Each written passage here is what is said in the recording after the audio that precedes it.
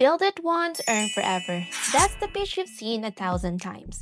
I'm Christine and I've been selling digital products for 5 years now and I've made over $500,000 doing it.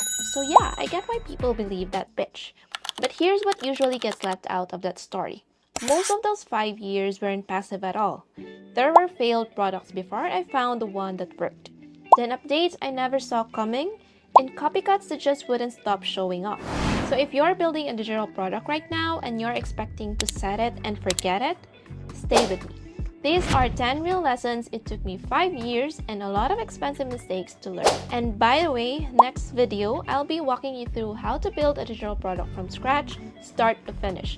So please subscribe if you don't want to miss it. No pressure either way. For now, let's get into these 10 lessons so that you'll be ready by the time my next video is up. So lesson number 1 is it's constant trial and error. If you're waiting for the perfect idea before you start, you'll be waiting forever. You find the winning product by making things, not by thinking about making things. When I first started selling on Etsy, one of my first products was printable play money. I got sales from it, but it wasn't life-changing money. Then I moved on to Instagram templates and thank you cards. Still not great. The product was too saturated and I was just a brand new seller. Then I did more research and tried another idea, a Google budget sheet. It took me almost a week to finish because I wanted it different from what others offered. I copied the idea, not the product. I wasn't even sure people would buy it, but the only way to know is to try. At first, I used nice fonts and made it colorful, but then I figured it was better to use a text image instead. Better font, tiny shapes to make it cuter, and it guaranteed the sheet looked the same on everyone's screen. No one selling budget sheets had used this technique before, so I was testing it completely blind. Just by doing that small change, my budget sheet looked significantly better than the rest of the market. Next thing I knew, it became my best-selling product and it changed my life up to this day. That budget sheet felt like it came out of nowhere, but nobody sees the 2 failed products that came before it, or the years of work that made me ready to build it in the first place. So here comes lesson number 2. Success does not happen overnight. Came out of nowhere is exactly how it looks from the outside. It didn't. Behind every product like that is usually months, sometimes years, of quiet and glamorous work nobody saw.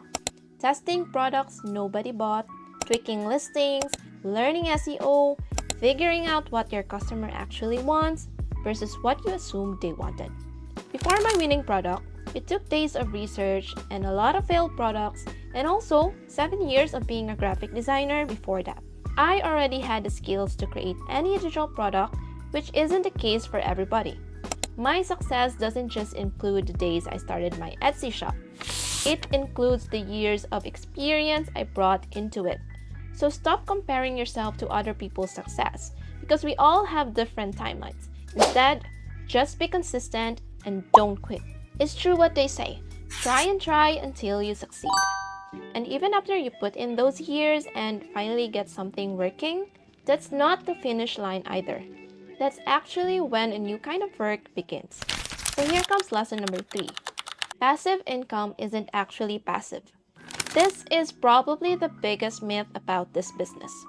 Updates, customer support, fixing bugs, answering the same question for the 100th time, adjusting things because Etsy or Shopify changed something on their end.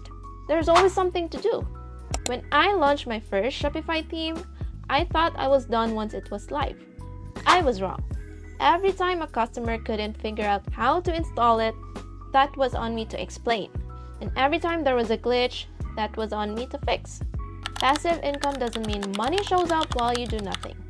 It just means that you get to choose when and where you work. And a good chunk of that ongoing work comes from one place: the people who already bought from you and what they tell you afterward. So here comes lesson number 4. Reviews and feedback are gold, even the bad ones. A bad review still stings every time, no matter how many years you've been doing this. But I've learned to sit with it instead of reacting right away, because usually there's something useful buried in there. If one customer mentions a confusing instruction, that's a fluke. If 5 customers mention the same thing, that's a pattern and a free roadmap for what to fix. When I first released my Google budget sheet, I thought that was it, done, just wait for the money to roll in. I was wrong. Customers started asking for more expense rows, more billing space, different colors, so I redid parts of it and updated the product. That's not failure, that's just the process. If my customers hadn't told me what was missing, I never would have released the better versions that actually made me a lot more sales. Feedback tells you what's wrong with what you already have, but sometimes nobody complains at all. The market just quietly moves on without you noticing. So here comes lesson number 5. What sells today won't sell forever.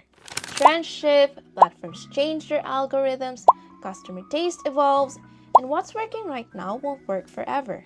I've had products that were my best sellers for months, and then out of nowhere, sales just slowed down. Not because the product got worse, but because the market moved on. Don't get comfortable just because something is working right now. The sellers who last are the ones who keep creating, keep testing, and keep improving instead of riding one product into the ground. For example, my first best-selling Shopify theme isn't my bestseller anymore. I've released new collections since then because customer tastes have shifted too. So I have to keep creating new styles just to stay competitive with what others are offering in the market. Staying competitive with the market is one battle. Staying ahead of people copying you directly is a completely different fight. So here's lesson number 6. Copycats are everywhere. I've had people copy my designs almost pixel for pixel. Colors, layout, even the wording on my product photos. The first time it happens, it stings. You feel like your hard work just got taken. But here's what I learned. You can't fully avoid it and you can't control what other people do. Don't get me wrong, I still hate seeing it happen. But every minute I spend upset over a copycat is a minute I'm not spending creating something new. So instead of putting my energy into them, I put it into researching and creating new products. And honestly, if you keep creating, they'll always just be chasing you. A step behind, copying whatever you did last while you're already 3 ideas ahead. Copycats can only take your ideas. There's bigger risks that can take your entire income overnight. And it's not even a competitor. It's the platform itself. So here's lesson number 7. Diversify where you sell. If there's one thing that reinforced everything above for me, it's this. Don't put all your eggs in one basket. I learned this the hard way when my shop got locked out of Etsy for weeks over an issue I had zero control over. That's when I started building on Shopify too. Not because I was leaving Etsy, but because I never wanted one platform's decision to be able to wipe out my income again. If you want to try Shopify yourself, click the link in the description to get a free trial. Protecting the business from outside risk is one kind of survival, but the biggest threat to my business almost came from inside my own head. So here's lesson number 8. Get out or burn out. This one is personal for me. I've been burnt out before, back when I was creating a lot of new collections for my shop. Once the burnout hit, I couldn't create anything for a month. I couldn't focus and I was dealing with serious design fatigue. Imagine what I could have gotten done in that month if I hadn't burnt out. So, I promised myself I wouldn't let my own business put me back there. Getting out doesn't have to mean physically leaving your desk. It means getting out of whatever situation is draining you. You can watch a show, browse videos from your favorite creators, play a game, go to a cafe, play a sport if that's your thing. In my case, I signed up for a tennis class. I also went to the gym and focused on getting myself healthier. Whatever fun looks like for you, just do it. If you never stop to breathe, the burnout will catch up to you. And it always costs more time than the break would have. That burnout only lasted a month, but it taught me to protect my time going forward. Still, burnout wasn't the first hard thing I had to push through. Long before that, it was just trying to find a product that worked at all. So here's lesson number 9. Your first product idea probably won't be your winning one. When I first started, I launched with play money, then Instagram templates, then thank you cards, testing whatever I thought might sell. None of them were it. My actual winning product, the budget sheets, only came after days of trial and error and watching what other sellers were doing. And looking back, I'm glad I didn't put all my hopes into that first launch. Because if I had quit after it didn't take off, I never would have found what actually worked. Treat your first idea as a test, not a final answer. It's just the first data point, not the verdict on whether this business is for you. And if I spent that time comparing my flimsy first product to other people's polished shops, I probably would have believed that verdict. Which brings me to the lesson that changed everything for me. Number 10, your only competition is you. It's so easy to fall into the comparison trap in this industry, scrolling through other shops, seeing their sales numbers, their reviews, their bestseller badges, and feeling like you're behind. But chasing other people's success is a losing game because you're not seeing their whole story, their timeline, their struggles, what didn't work for them before it did. You only see the success. Compete with yesterday's version of you instead. Did you improve your product photos this month? Did you learn a new skill? Did you launch something new? That's the only race you can actually win and the only one that actually matters. Build it once, earn forever. It's not a lie. I really have made over $500,000 doing exactly that. But now you know it's not that simple. It's not passive, it's not overnight, and it's not without its headaches. If you're just getting into digital products, I hope this gave you a more honest picture of what it's really like and that it's genuinely worth it if you're willing to stick with it. But before you go, if any of this got you thinking about your own product idea, I made a free checklist called the Digital Product Idea Validator. It's a simple gut check that walks you through the same questions I wish I'd asked myself before building my first few products.